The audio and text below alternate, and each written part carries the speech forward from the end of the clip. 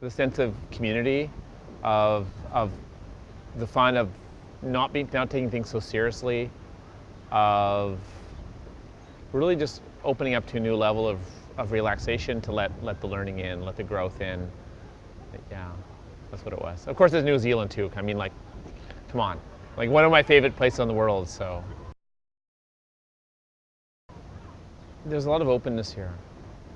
There's an eagerness and a willingness to step up. There's also a lot of, I'd say, openness within, I'd say, New Zealand culture.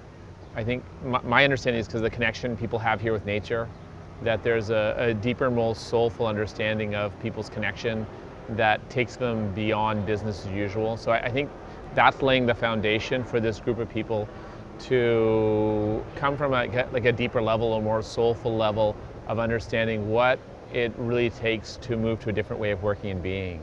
So I think that's really the shift, that the feeling that I have here for seeing New Zealanders in action.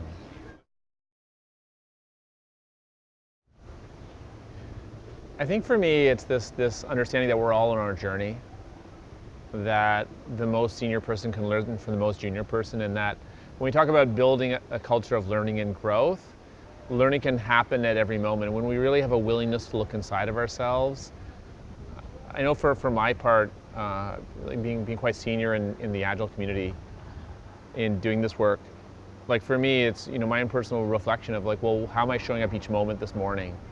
Am I really creating an openness in my own being for fully receiving what the person's sharing?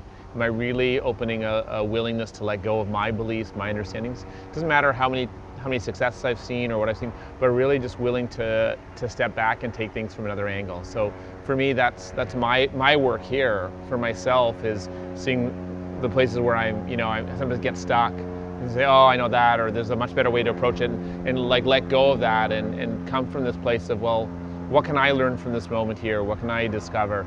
And I think that's really the essence of Agile, is have that willingness and desire to learn.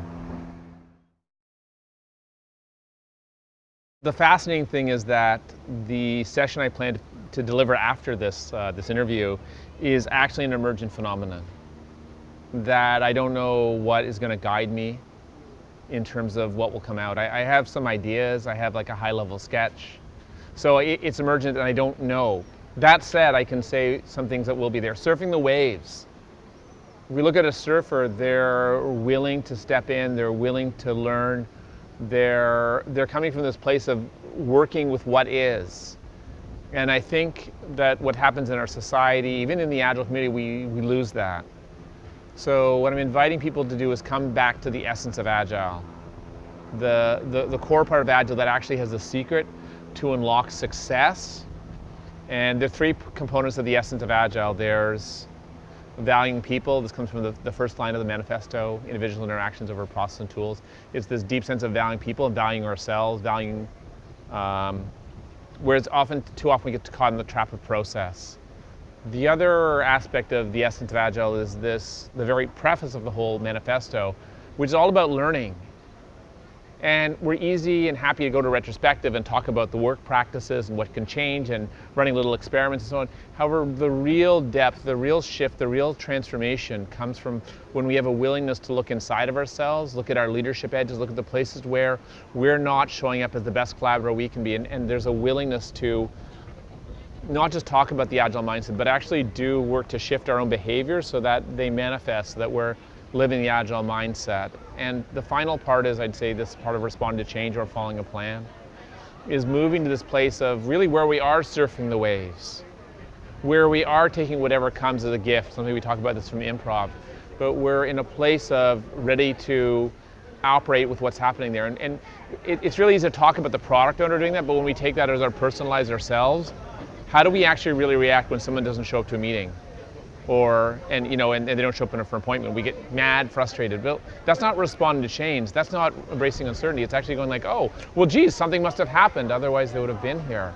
So at our own personal level, everyone here, all of us, can be more agile tomorrow, without authority, without power, without budget, by looking at our own learning about ourselves and how we're showing up, and being really honest with ourselves. That will allow us to be at a place where we're truly valuing people, where we're truly embracing uncertainty. And all of this together will allow us to surf the waves. This is what we call wave 2 of Agile. It's moving from the practices and talking about the mindset to moving to a place where we're all living the mindset of Agile and modeling the change that we want to see in the world. That's what leadership is. Anyone can do it. All of us can do it. When we stand up and do this, it inspires others. That's what wave 2 is about each of us taking a commitment in our hearts, in our desire and intention for ourselves to live the Agile manifesto and really embrace the essence of Agile, of valuing people, of learning and growing about ourselves as human beings, and of embracing uncertainty.